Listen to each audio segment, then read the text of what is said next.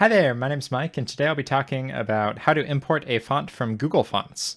Now, this is the natural progression from my last video where we imported a font from a TTF file, but this is a lot easier, and if your font that you're wanting to use is on Google Fonts, it's a very quick and easy process to put it onto your website.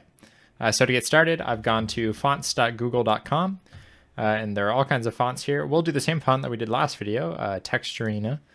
And so you just click on the font that you want, and then you need to click on your style. I recommend going for the regular 400. This will let you like bold easier, in my experience, and it just in general a nicer font style. But you can do whatever you want. You can do thin if you want. Sometimes these have a little bit of a problem showing up on websites with like if we go super thin font, it's a little bit easier to see that regular rather than the thin. So we'll go with regular. So go ahead and click select this style. And then on the right, you're going to see this use on the web area. And you're going to want to use this link selection. And all you do is you just copy this and put it into your head. So I'm going to do this just under my title. And I'm going to save that. And so there's that link just taken straight from here. And then you can see here, I've got this HTML document open in my web browser.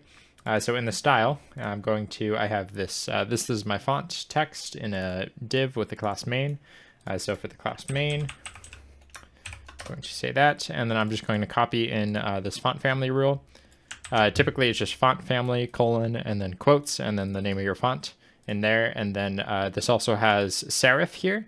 And what this is the backup font. So if Texturina doesn't load in properly, it'll be serif.